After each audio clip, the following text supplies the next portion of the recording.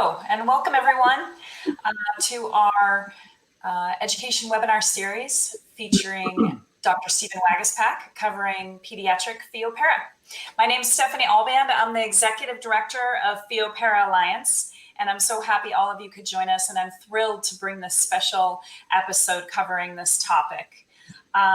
Usually we have a patient or caregiver moderating, but today we've had our moderator was unable to join us at the last moment. So I'm stepping in, but I'm also a rare mom. My daughter at the age of 2.5 was diagnosed with another rare cancer, not pheochromocytoma. She underwent neurosurgery and then had a recurrence at 5.5 and underwent a year of chemo. And just yesterday we found out she is free and clear for another year.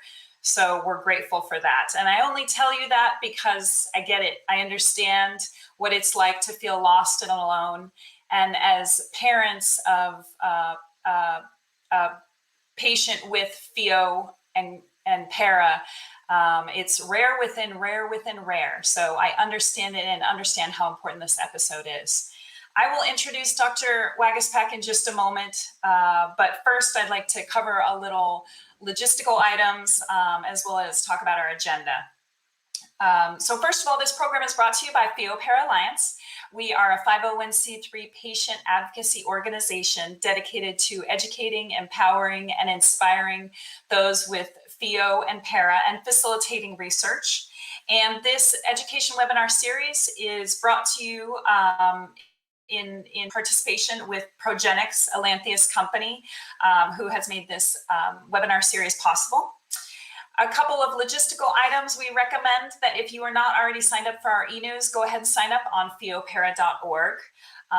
We also have a monthly hangout that we invite all patients to participate in and caregivers, and that is on varying Tuesdays and Saturdays of the month. You can find out more information at pheopara.org. I also would like to mention our Center of Excellence program. If you go to our website at pheopara.org and under education, there's a list of centers of excellence that most of them have been publicly announced. Some have not yet been publicly announced, but we wanted to make sure that those that have been approved are readily available to our patient community. So you can go there for our list of, I believe now 6 centers, and there's more to come as well. And these are centers where patients can go and know that they can receive multidisciplinary, cutting edge, excellent care.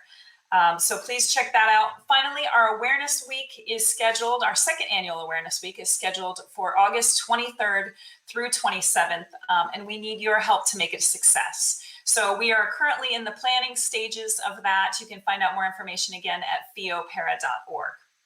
So our agenda today will be Dr. Wagaspak will present for 25 minutes and kind of give us the lay of the land on pediatric Pheo Para. I've seen some slides from that presentation, and we're going to learn a lot, which is amazing.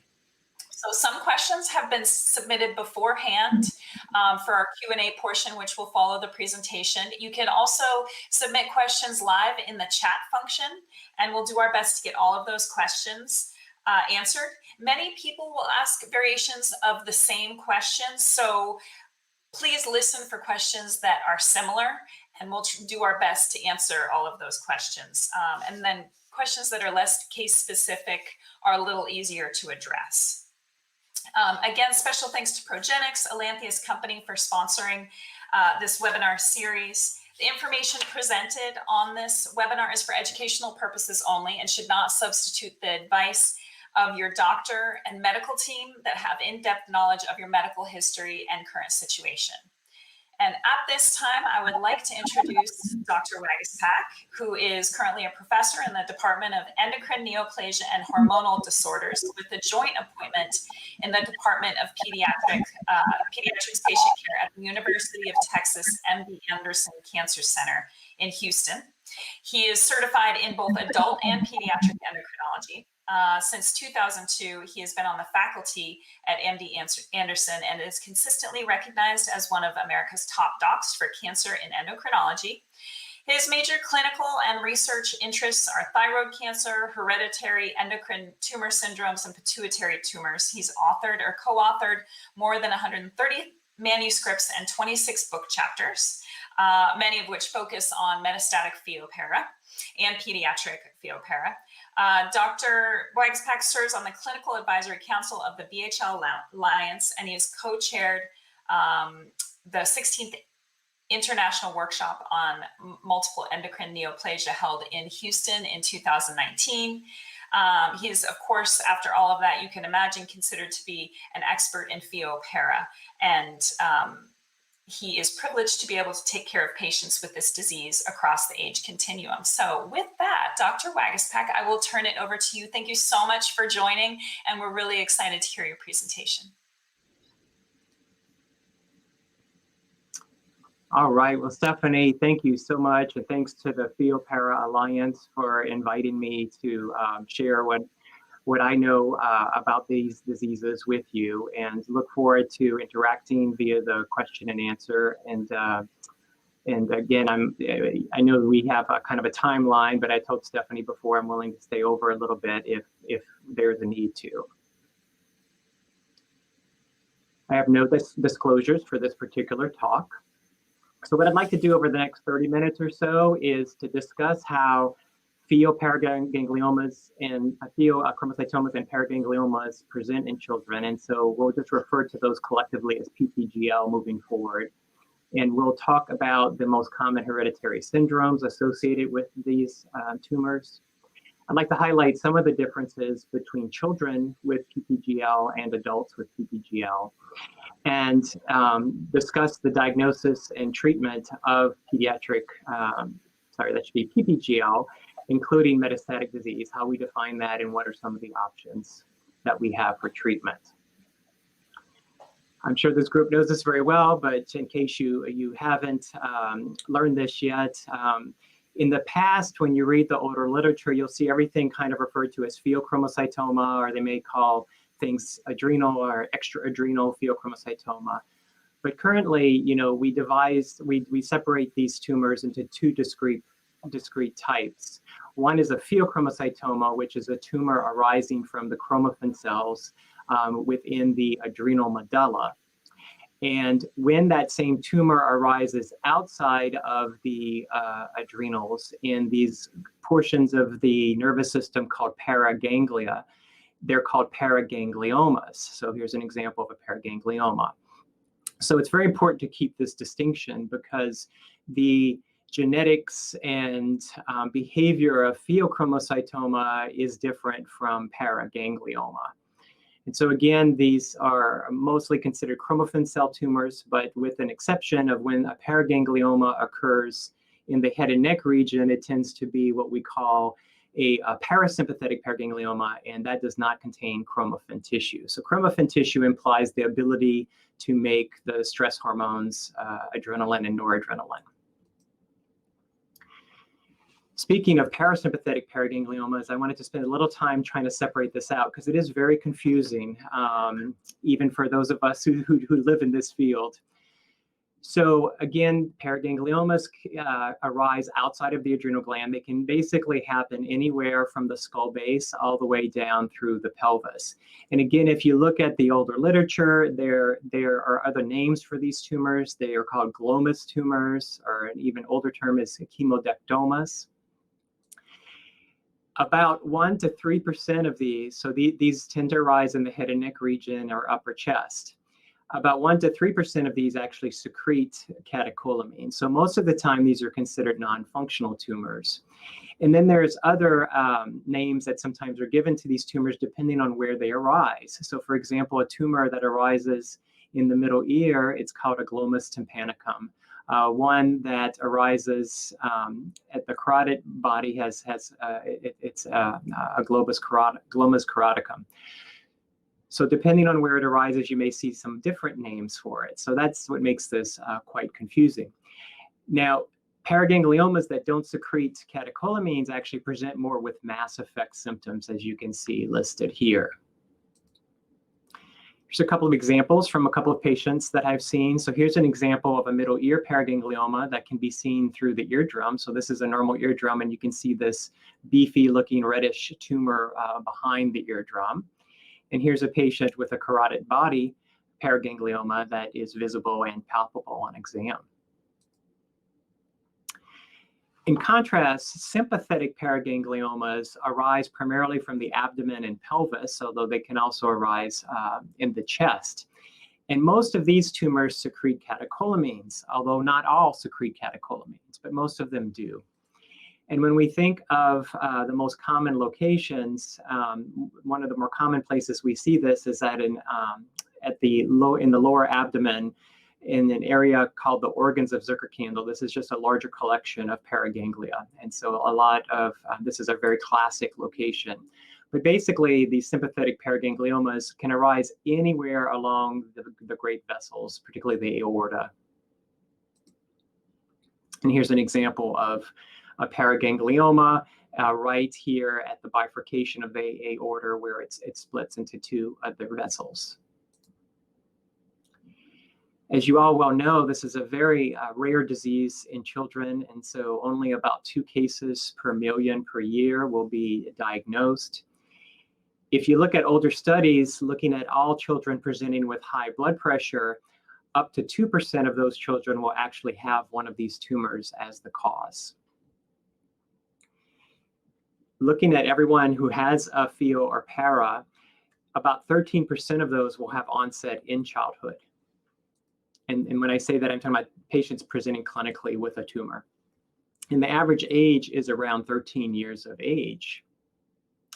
The next slide will go through a little bit more of the differences, but in general, children have more paragangliomas than pheochromocytomas and have more bilateral pheochromocytomas compared with adults.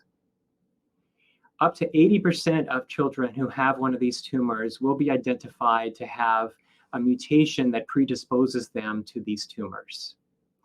And there is also a higher risk of these tumors being malignant in childhood. This is a very excellent study that basically compared pediatric versus adult onset of Ppgl. And, again, a higher risk of paragangliomas, extraadrenal tumors, more multifocal tumors, more hereditary cases. This is where the 80% comes from. Primary tumors tend to be more recurrent, and metastatic disease is more frequent. And finally, there is more of what we call a neuroadrenergic phenotype. So sympathetic paragangliomas predominantly just secrete norepinephrine or noradrenaline, and then that is broken down to its metabolite called norepinephrine. Because of the unique genetic makeup of children with Pheo or para, they tend to have almost exclusively a noradrenergic phenotype. And that's because, as we'll see later, that the syndromes mostly associated with childhood onset of disease are von Hippel-Lindau disease and the Succinate dehydrogenase syndromes. Whereas in adult, we would tend to see more sporadic tumors and pheochromocytomas, and those would tend to secrete more epinephrine and norepinephrine, not just norepinephrine alone. How do children with Ppgl present? Well, a good portion of those actually present with high blood pressure. And it's usually sustained compared with paroxysmal, as we would think of in adults. So it's not uncommon. For example, I'm going to see a patient today who was just at a well child check and was found to have high blood pressure, and that's what led to a diagnosis. Of course, symptoms of catecholamine excess can include excessive sweating, vision problems uniquely in children, weight loss, nausea, vomiting, and polyuria, polydipsia. So these latter symptoms are not very common in adults. So these have been described more in children with Ppgl. Because of the high catecholamines, you may see a decreased school performance or even evidence of attention deficit disorder in children, because you can imagine it'd be like drinking coffee constantly and having those high levels of norepinephrine and epinephrine when it arises from the adrenal glands.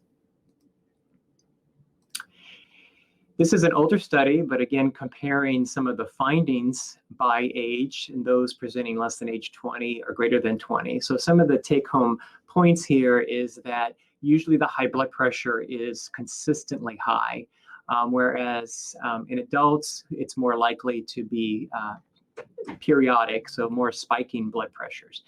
And part of the reason of that is just, again, going back to the fact that children have more noradrenergic tumors. So when you secrete norepinephrine and noradrenaline, you have more sustained high blood pressure. Whereas when we see these spikes of blood pressure and these paroxysmal symptoms, the classic headaches, sweating, heart palpitations, that's due to epinephrine production. And so that is seen in pheochromocytomas that occur outside of VHL. And again, interestingly, a lot more of these other symptoms, such as visual disturbance, are seen in children. The genetics of Ppgl have really exploded, as you can see, over the last few decades.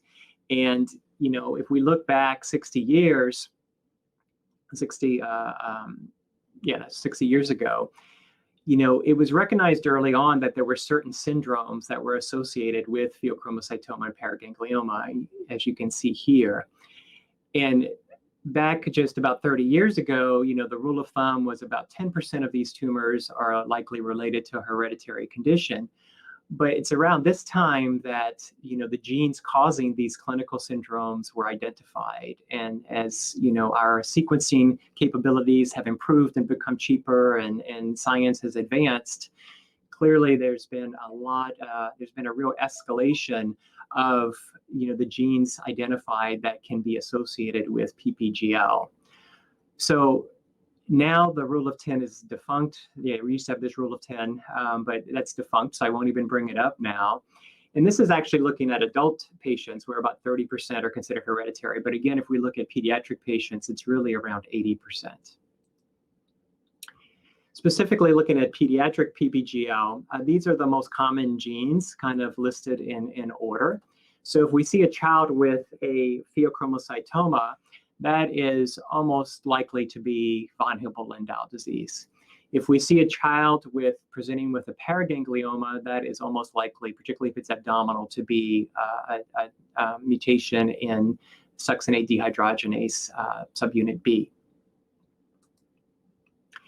I'd like to spend a few slides just kind of giving an overview of some of these hereditary syndromes. So again, VHL, very common in childhood presentations, usually pheochromocytomas. This is a hereditary tumor syndrome in general, because besides the risk of pheochromocytoma, which occurs in up to a third of patients, there's a risk of various other tumors that have significant implications for the patient, predominantly blood vessel tumors of the eye and brain and spine and kidney cancer, as well as there can be endocrine tumors that arise from the pancreas. Now, the hereditary paraganglioma syndromes are all due to mutations in succinate dehydrogenase, and the exact syndrome just depends on which particular subunit is mutated. So there's 5 subunits, and the older names for these syndromes were called Paraganglioma syndrome type 1, 2, 3, 4, 5, and this is pretty much in the order that they were described clinically. And then as the genes were identified, you can backfill and see that the various genes. So that's why PGL1 is not necessarily SDHA, because they weren't found in that order. And again, a higher rate of malignancy, particularly in SDHB mutated tumors. Now, besides paraganglioma and pheochromocytoma, there are other tumoral associations. Fortunately, these are rarer, but sometimes we see patients presenting actually with these tumors as their first tumor. And that can include renal cell carcinoma. It can include a rare tumor called gastrointestinal stromal tumor. And it can include pituitary tumors, which I've not yet seen a case, so they are quite rare. So I tend to think of these being more common than pituitary tumors. So children with Ppgl are most likely to have a mutation in either the succinate dehydrogenase subunits or von Hippel-Lindau. And they're very similar. I've already mentioned that they secrete norepinephrine or noradrenaline, so they just exclusively secrete that. So they have a different look to them biochemically and clinically. And Obviously this is a lot of biochemistry, but just to point out, because I think visually it's sometimes helpful to see this. So the succinate dehydrogenase genes are involved in something called the electron transport gene, which is important basically for energy production. So kind of think of it as the energy factory of our bodies. So these, the succinate dehydrogenase genes are involved in something called complex 2 of the electron transport chain. And then you can see here the various subunits, right? A, B, C, D, and then assembly factor 2. And basically, when this is mutated, it basically alters the local environment, and that's what leads to tumor production. Now, in von Hippel-Lindau disease, there is a mutation in the VHL gene that basically leads to an accumulation of something called hypoxia inducible factor. And the commonality between these two is that the tissues think they're not getting enough oxygen, even though the patient is fully getting enough oxygen. But at the tissue level, it creates this local environment of what we call pseudo-hypoxia.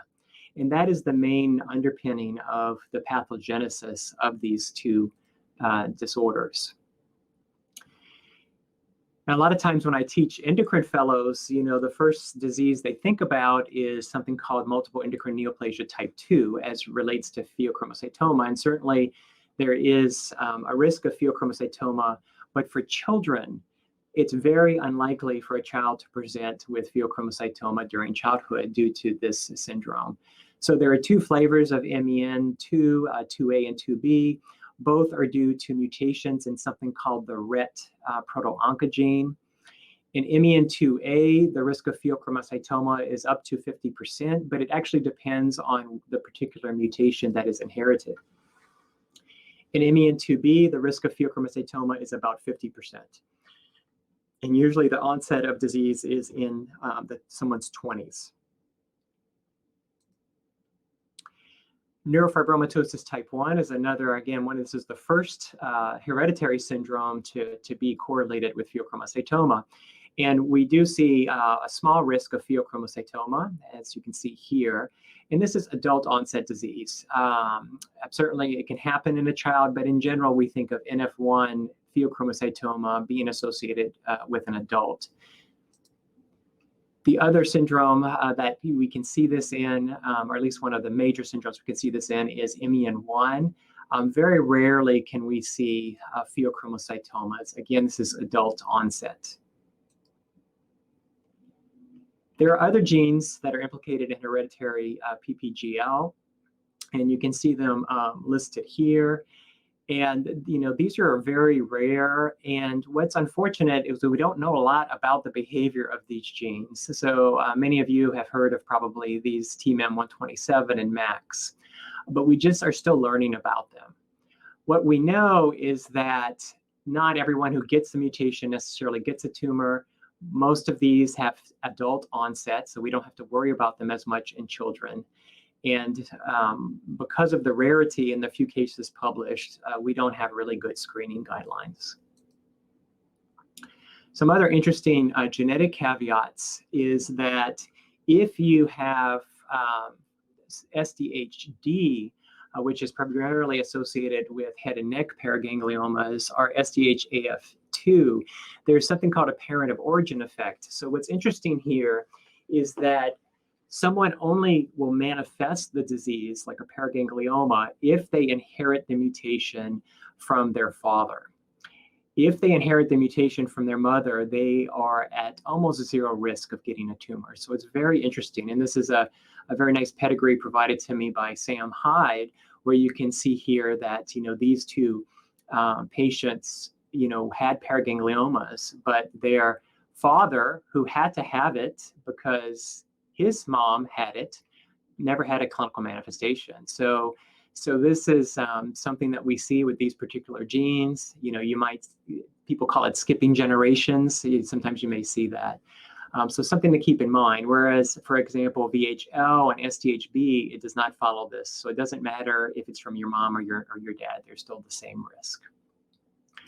I already mentioned this, so we won't spend a lot of time, but basically, again, what we're talking about in pediatrics mostly, it's von Hippel-Lindau disease and the SCH tumors, and they're noradrenergic, they make norepinephrine, and they can be called cluster 1 because the commonality there is this sense of pseudohypoxia at the tissue level.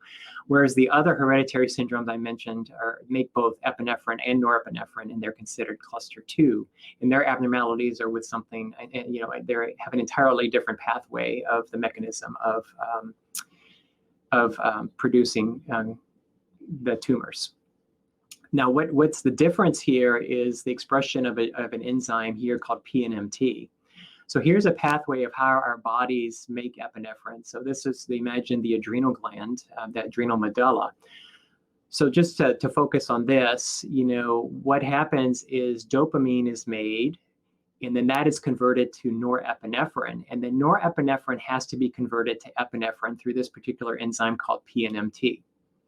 So what happens in VHL and SDH is in paraganglia, not in the adrenal medulla, except for VHL, is that the tumor, the tissue lacks this enzyme. So that's why those tumors only make norepinephrine. I know there will be some questions about screening. There's not great guidelines out there. We have some guidelines for RET, MEN2, and we certainly have guidelines for VHL and SDHB in particular, and I just list them here, and then this is kind of what I do. For both situations, we can screen for functional tumors, the noradrenergic tumors, the sympathetic tumors, by checking metanephrine levels. And usually that's done annually. For SDHB, I more carefully look for catecholamines and chromogranin A.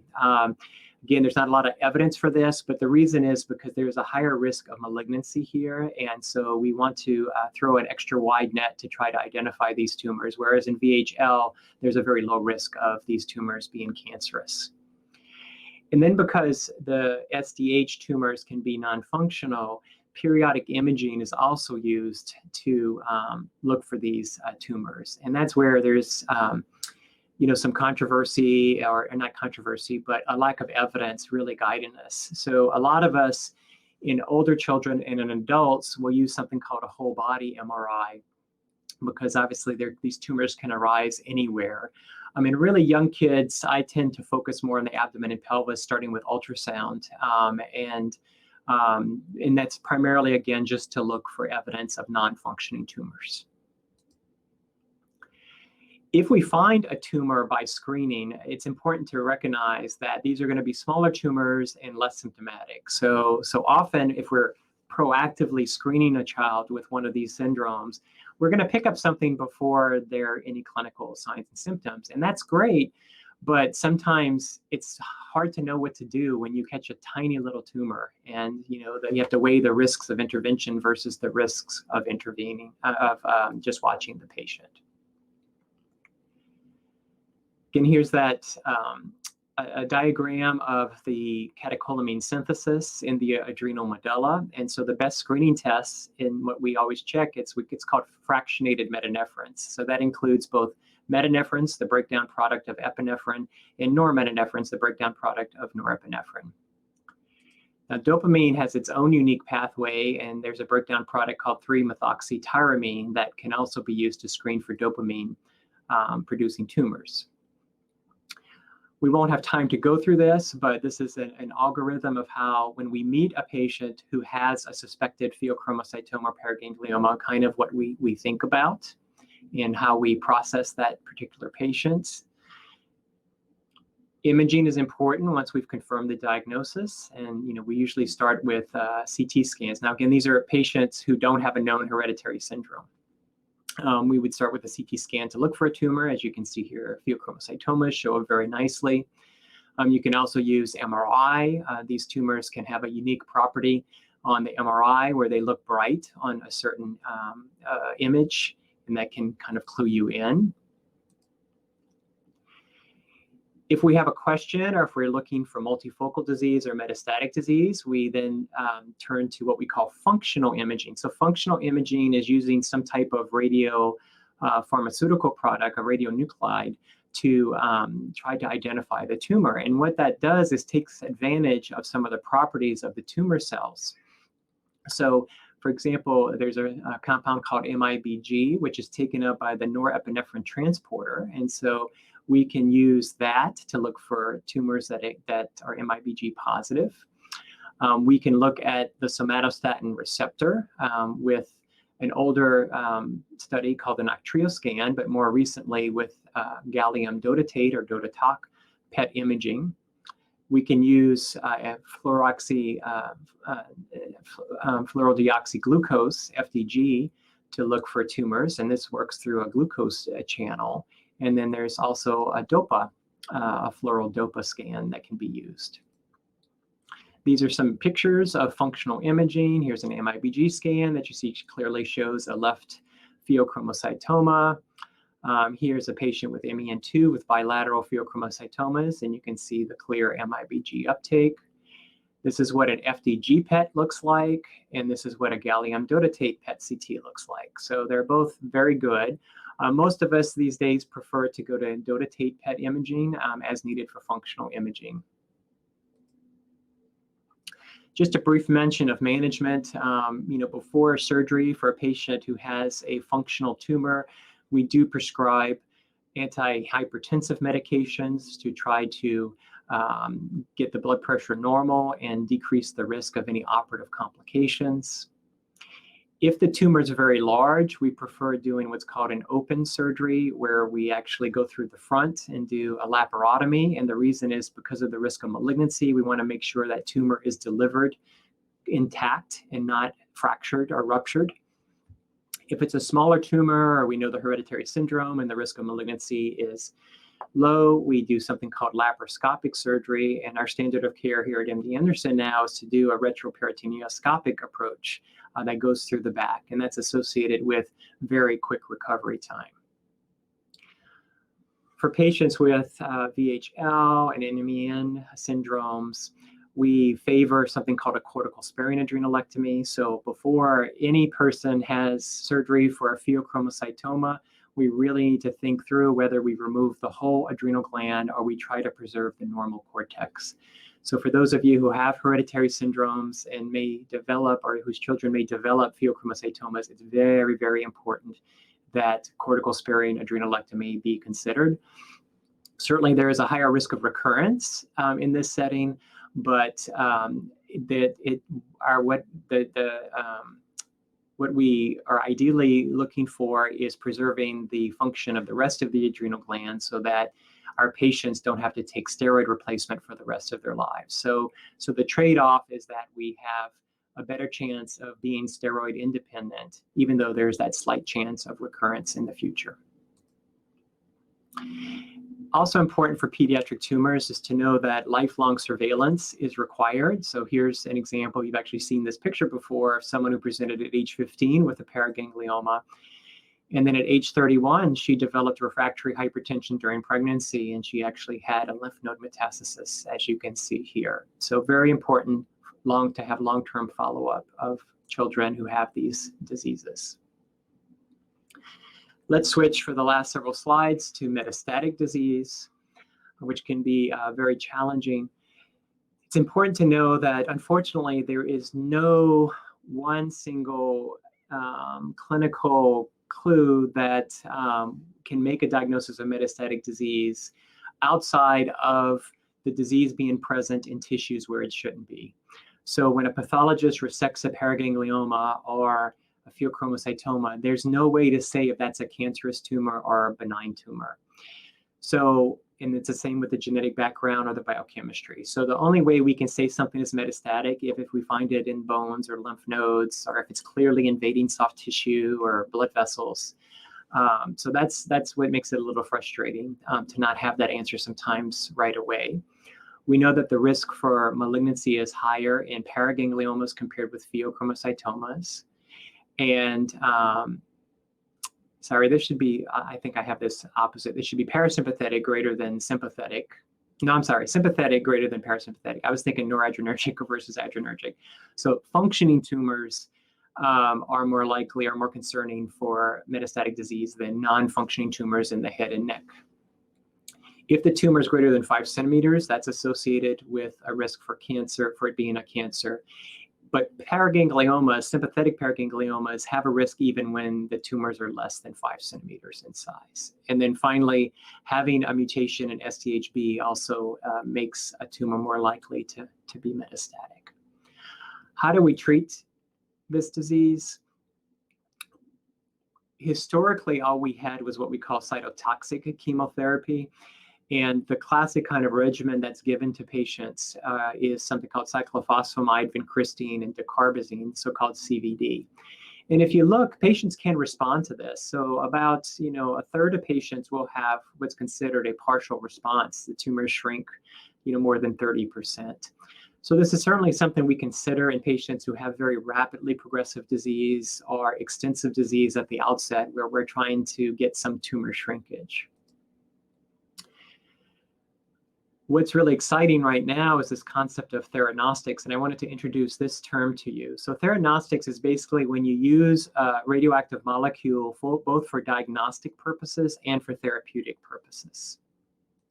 So we have two such molecules or approaches with Pheo and Para. One is MIBG, so we can use MIBG to as functional imaging to look for where the tumors are, and then we can then consider treatment with MIBG therapy. And the same goes for the somatostatin receptors. So we can find them with a dotatate scan, and then there is a compound out there that can be used for treatment. Now, the only FDA-approved treatment is for patients is Adhd for patients 12 years and older. And although this compound is approved for adults with small bowel neuroendocrine tumors, it is not approved for Pheo or paraganglioma. And these are some examples of how we could potentially use theranostics. So these are actual scans that show, where tumors are on the dotatate scan and the I-131 scan. And so these patients, potentially could be treated therapeutically. To spend just a slide on the high specific activity MIBG, it's the Adhd. So this was done in a trial of 68 patients. It was studied in a trial, and it got approval because it decreased significantly the amount of antihypertensive medications that people took. That was the primary endpoint. But there is also evidence that it reduced the size of tumors, particularly in patients who got the whole 2 doses of treatment. And the longer one waited after treatment, it seems like the response was durable and even happened later on. There was only one patient that was pediatric age on this study, as far as I'm aware, and that was a 16-year-old. I don't have any details about that patient. And these are the side effects. And so, I know we get excited about all these therapies, and I'm excited too, but sometimes we have to be cautious too as we're dealing with therapeutics and potential for long-term side effects. And so, that's why just because something is there, like in metastatic disease, we often don't treat it right away because we feel like the risks might outweigh the risk of the cancer at that particular time. So for those of you wondering, well, why not get these compounds right away? That's why. It's because, these compounds have not, when someone has metastatic disease, unfortunately, there is no cure that has been clearly identified. And so, all the treatments are meant to hopefully attack the tumors, prevent the tumors from growing. But because there is no cure, that's why we don't necessarily offer them up front in all cases. There are other systemic approaches. So there are other clinical trials looking at other compounds. For example, one of the drugs, cabozantinib, is looking very promising. Immunotherapy, there's some suggestion that immunotherapy might be a way to approach this. So I encourage everyone to become familiar with this website, the clinicaltrials.gov website. This is where you can type in paraganglioma or type in whatever term, and it'll pull up all the trials available for that particular tumor type. So in summary, hopefully I've shown you that we're talking about rare tumors when they occur in pediatrics or even in adults. And they account for about 2% of children who have hypertension. It's more likely to be hereditary disease in childhood. They secrete noradrenaline, and they tend to have more multifocal and bilateral disease. The two main syndromes we think about in children are VHL and the familial paraganglioma syndromes due to SDH mutations. And malignancy risk is higher in children, primarily due to the Sdhb mutations. And lifelong follow-up is required to look for other new sites of disease or metastatic disease in the future. We do have mechanisms now for monitoring children who are found to have a gene mutation for the development of these tumors. Although now most of our recommendations are just based on personal experience and anecdotal experience. Our expert opinion is what it's called. And so hopefully as we learn more about these, we'll have more evidence to really guide us as to how to screen our children with these syndromes. So with that, I'm going to thank you. Sorry I went over a little bit, but hopefully this leaves us enough time for all the questions. Thanks so much. That was such great information. And so there was a lot of information there, so I may ask some questions to kind of bring up some of that again. And I love your use of the Pheo Fearless logo. Thank you so much. First of all, a shout out from Katrina, who wants to thank you for doing this. It looks like you're her son's doctor and grateful to have him for his excellent care and attention. Mike, I'm talking to our production gentleman behind the scenes. I'm not able to see the questions that have been submitted, if there have been any submitted. If you can send me some screenshots, that would work fine. But we have plenty of questions to work on in the meantime that have been submitted beforehand. Daughter is 10 and has Sdhb mutation, first abdominal para removed when she was 7. Is there any research that shows that the illness or prior tumor will affect puberty? So good question. So no, not that I'm aware of. The presence of these tumors don't typically affect the onset of puberty or the normalcy of puberty. I mean, I guess I can envision if someone had widely metastatic disease and was quite ill, that certainly could affect puberty, but the tumor itself would not. And conversely, people always wonder, well, when my kid goes through puberty, is that a higher risk time? And for the SDH mutations, it's really unknown, I think. In like von Hippel-Lindau disease, we do believe that during puberty, there may be a heightened risk of, for example, tumor growth in the eyes. And so we look at the eyes more frequently during puberty. So theoretically, I guess puberty as a time of high growth hormone levels, which can stimulate tumor growth, there might be a chance of something, being in a more appropriate environment for growing. But do we have a lot of data to say that for sure there's a risk that it should change how we think about things? So we really don't have that data. Okay. Yeah, I know we're working on some resources for those who are family planning and who have been diagnosed while they're pregnant, and they have the same question. Well, I'm pregnant and my hormones are going crazy. Is there a more likely, tumor growth? And I believe the answer is the same. So maybe, solid maybe. Maybe. Would you talk about the MAX gene? My daughter has that mutation, recently had a 10-centimeter tumor removed from abdomen that was ganglioneuroblastoma. She's 5. And is that the MAX gene is paternal inheritance like SDHD, or?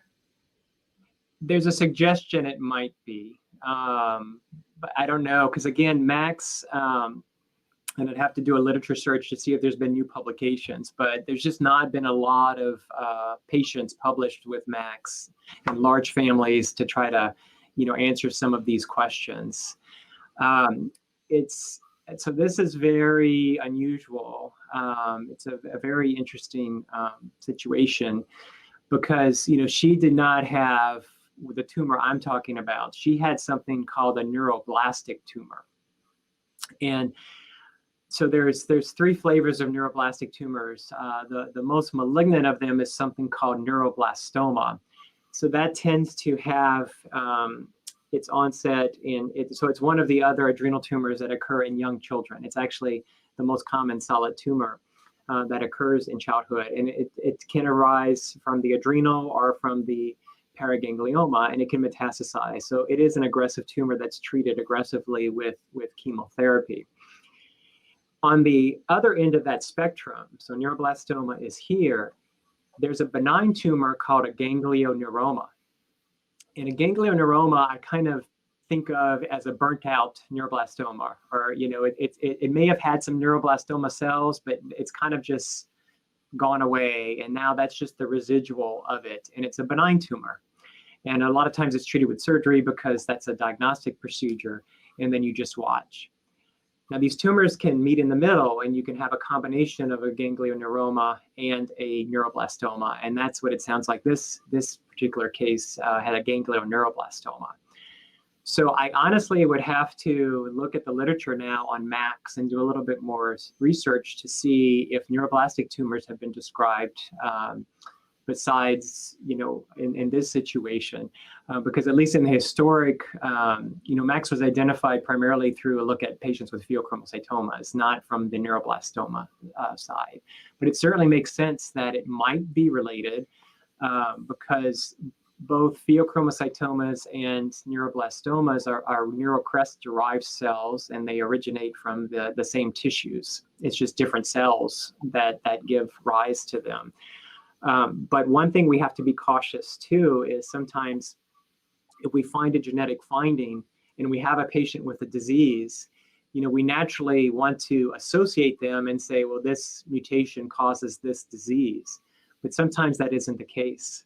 So sometimes you might have a mutation or what we call a DNA variant, and the disease may not be caused by that particular mutation. So in this case, you'd have to do a little bit more looking at the genetics and trying to understand, is this truly the cause? But it's a very interesting case. And if that parent would like to talk to me later, I'm happy to learn more about it. Okay. We can definitely put you in touch if that person would reach out to us. That's great. So I know you mentioned that there's more sustained blood pressure with children as opposed to the episodic. Does that make for other possible diagnoses? I know we have a long list of differential diagnoses because many of our patients have a long journey before they're diagnosed.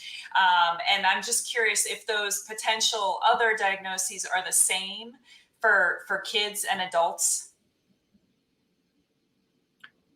Are we talking about diagnoses for hypertension? Yes, for if the main symptom is sustained hypertension, yes. Yes, okay. Yeah, so very different etiologies of high blood pressure in children and adults. So most adults have what we call essential hypertension.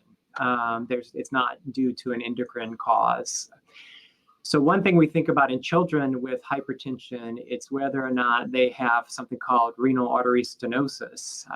So there can be more vascular or structural issues in children. So that's why, doctors will look at the arteries that supply the kidneys. They'll look at, the aorta.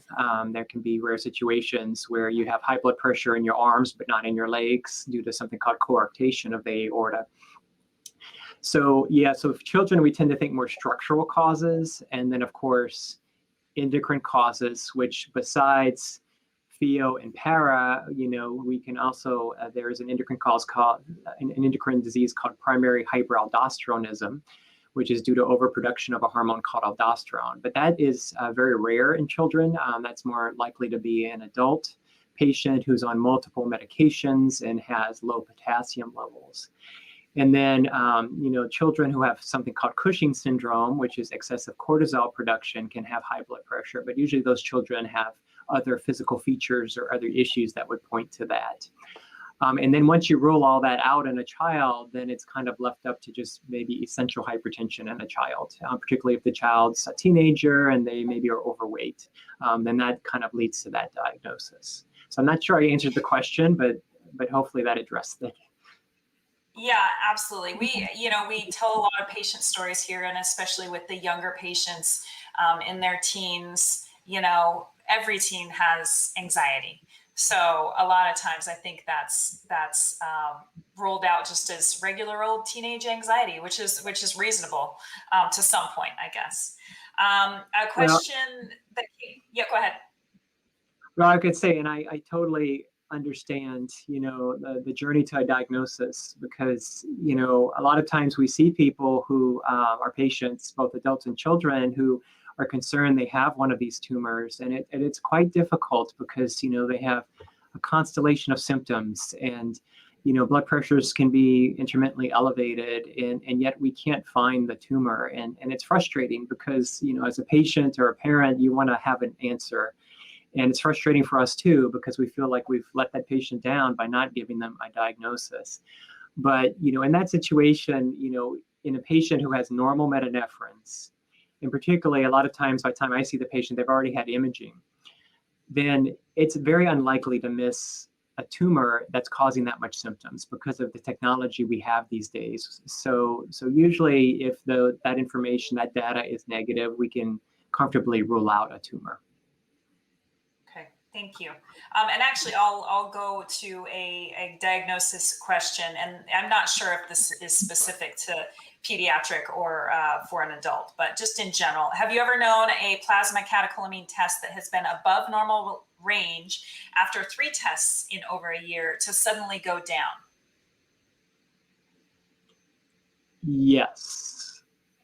I think that would be, it depends on how high above the normal range. So first, we usually, when we do testing, we just do the metanephrines. So the metanephrines are the breakdown product. So they tend to be produced more consistently throughout the day, whereas the catecholamines they can kind of have spurts of production. So ideally, when you screen or when you check these labs, you want to do it in a proper way. You want to be lying down, you want to be at rest.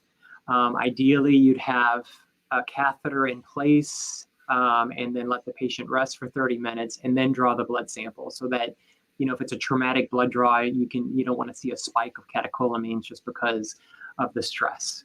So, first and foremost, you always have to think of, is that done properly? Secondly, there can be some medications that people are on that can give these falsely, elevated values. But then you want to look at the exact degree of elevation. So if a patient's catecholamines or metanephrines are greater than 4 times the upper limit of normal, that's almost surely diagnostic of a tumor. But it could still have a tumor if it's greater than 2 times, particularly a hereditary tumor that you are just screening preemptively. If it's less than 2 times, then very unlikely for that to be due to a catecholamine secreting tumor. And that's when you would just repeat it.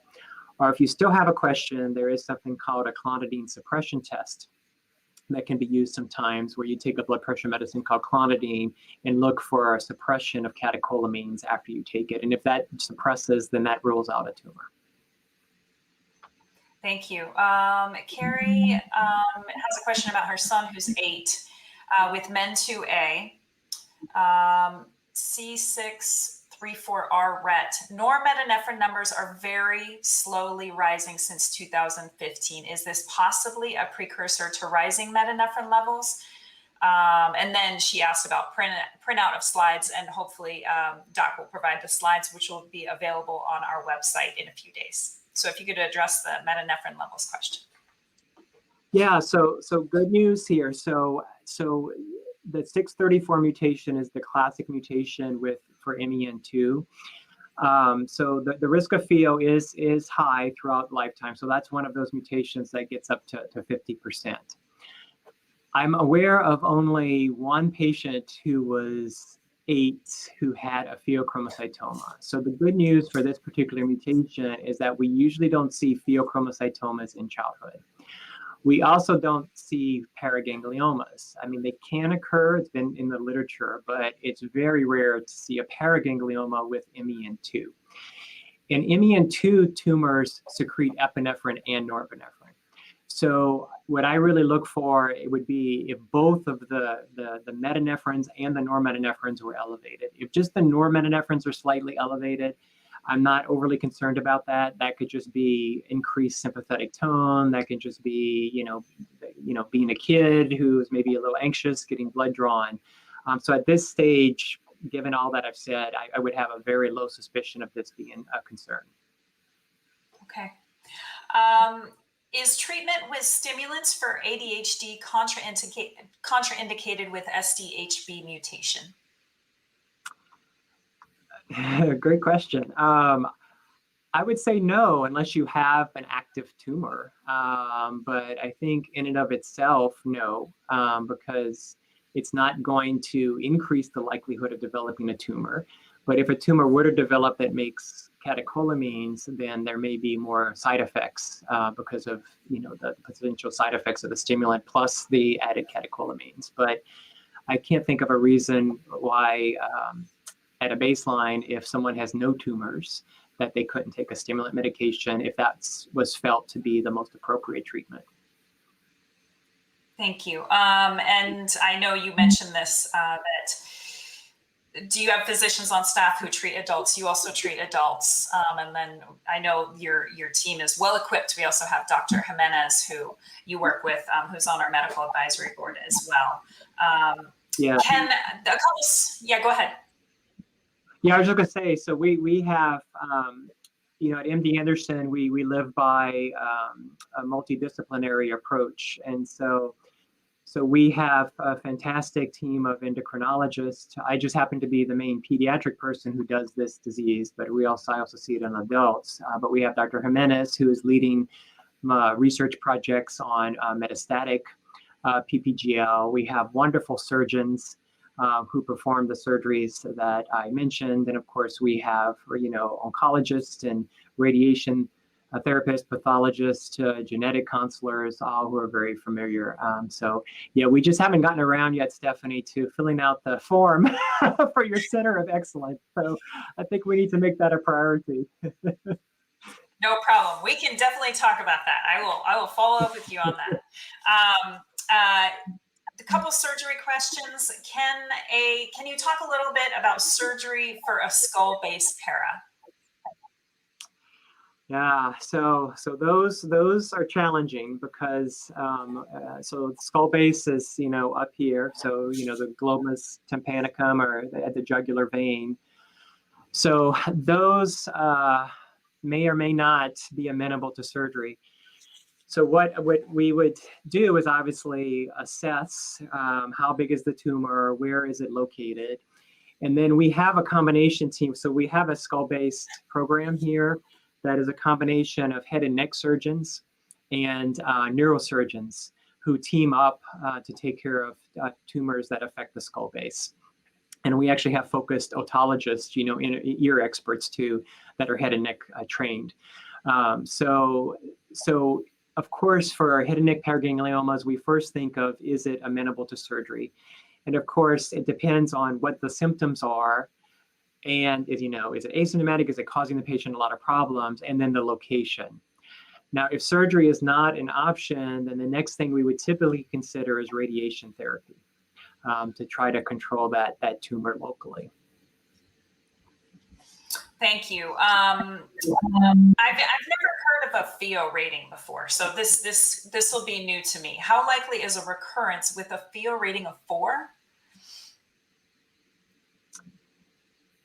Maybe this person's talking about one of the scoring systems pathologically. There's something called a PASS system, but I'm not sure what that means exactly, unless it's a stage. Maybe can you just talk about, are there any tumor size, genetic predisposition that make it more likely for a recurrence?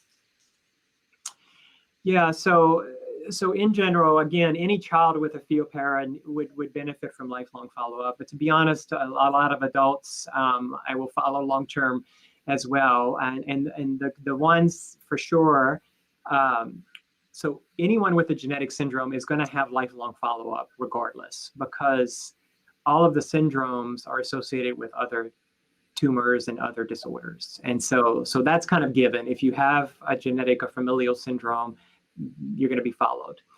So we're really talking about sporadic tumors, right? Tumors where you do the testing and the patient is not found to have one of those genes. So in that case, we look at, okay, is it a paraganglioma versus a Pheo? If it's a paraganglioma in the abdomen or pelvis, probably we're going to follow lifelong. If it's a pheochromocytoma that's less than 5 centimeters, then we probably won't follow as closely. If it's a tumor greater than 5 centimeters, we're going to follow because of the risk of cancer. And as I showed in that one slide, it may not be recognized to be a cancer until 15 years or later in the future.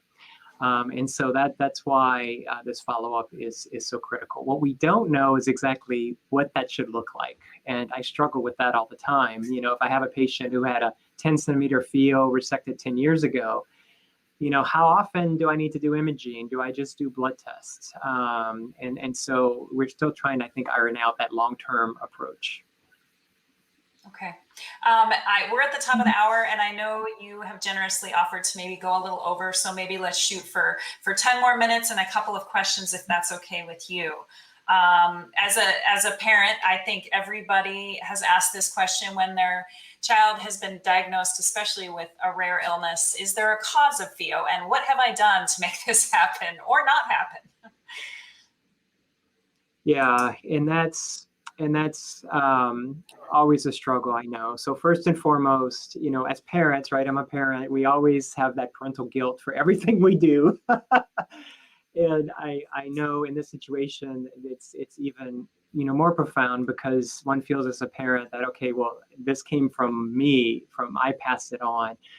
But there's nothing that any of us do. When something happens, it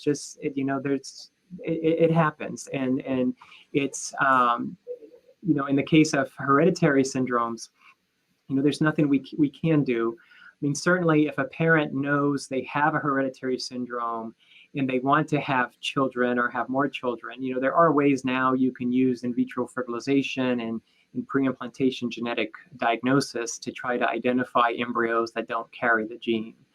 But most of the time, right, it's just we have our children and we find out about this later after the fact.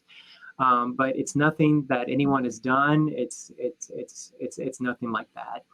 And particularly when I see a young patient who, we find the gene, who hasn't had a tumor, so maybe mom had the tumor and then we find the child to have a gene, I try to look at it as a blessing, right? That, okay, well, now we at least know we can devise a program to monitor the child so that if they were to develop a tumor, it won't cause them a lot of problems. We can catch it in its earliest stages and take care of it and let them live a long, healthy life. Thank you. Question regarding advantage of Azedra versus low specific activity MIBG. Can you just talk about the differences there? Yeah, and I had some slides on that, but I took them out for sake of time. So MIBG was first used at the University of Michigan, and so there's another version of MIBG that has been used to treat neuroblastoma. And it's low specific MIBG. So the main difference between them, other than maybe how they're manufactured, is that the high specific MIBG has much more radioactivity per, molecule or volume of what you're giving. So with the older MIBG, you have to give a lot of the MIBG to get enough radiation. Whereas with the higher specific MIBG, there's a higher radiation dose that's delivered with less volume. So theoretically, the tumors will get a much better radiation dose without all that extra MIBG in the background. But we will never know in a head-to-head, right, exactly comparing them. So all we can compare is just, how they're made and what the mechanism is. And of course, we have trials. We have a trial with the high specific, whereas we have more, just published and experience of cohorts treated with the other MIBG, not well-designed clinical trials with endpoints. Thank you. One more question, and then we'll wrap up. You mentioned the wait and watch approach, which some parents may be very comfortable with and others may not be comfortable with at all. Is the wait and watch approach more common in kids as far as your recommendation? Yes. Yeah, and this is a difficult thing for all the metastatic tumors I see in childhood, because I see a lot of thyroid cancer patients. So we know, at least in paraganglioma, pheochromocytoma, well, most of the cases of metastatic we'll see in childhood will be paragangliomas. We know that these tumors, even though they're metastatic, can grow very slowly and can be what we call indolent over years of follow-up. And so usually when we're first meeting a patient who's not symptomatic, who we're just identifying the disease, our first approach is to treat any disease that is causing problems, try to take out the primary tumor if we can, and then we watch the metastatic disease. And only when it shows evidence that it's doing something, that it's progressing, would we undertake a systemic approach. And that's very hard to wrap our minds around as parents, because, for all other solid tumors that metastasize, right, you're getting chemotherapy, you're getting radiation, you're getting an aggressive approach. The problem with PPGL is they're so rare that we have very few options, and very few options that have been very well studied in clinical trials. And as I mentioned earlier, we know that unfortunately, as of today, we don't have a cure for metastatic paraganglioma. So anything we do is trying to help our patients live as long as possible with the disease, but we don't want to give them side effects of treatment.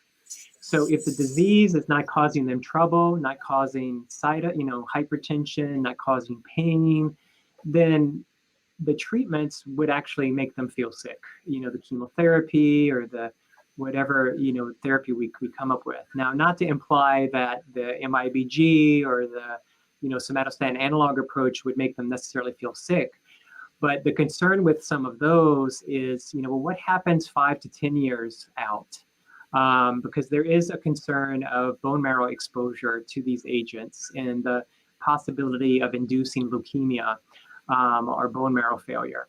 And so we don't take that lightly. If you're 70 years old, then I'm less concerned about that. But if you're 7, I'm a little reluctant to go that route unless our backs are against the wall and we have no other good approach. Great. Well, this has been so amazing to hear your expertise and your knowledge and passion for the patient community. For those of you who didn't get your question answered, I think I got through most of them that were submitted beforehand, but if you did have a question that was submitted, you can reach out to us at info@pheopara.org, and we can send them on to Doc. This really highlights the importance of seeing an expert in this illness, and just having your time for the past hour, Doc, has been really great. And oftentimes, if you go to our website for the Center of Excellence list there, you can see that. And also, if you're in a rural area that maybe won't allow you to travel, a lot of those centers and centers like MD Anderson will consult with your local team and help to guide them. So that's also an option to think about. Wrapping up, thank you again, Progenics, a Lantheus Company, for supporting this webinar. Of course, thank you, Dr. Wagaspak. This has been really amazing. This webinar will be available on our website in a few days, along with Doc's slides. Thank you to everyone who attended today, and we are Pheo Para Fearless. So thank you so much, and have a great day. Bye-bye.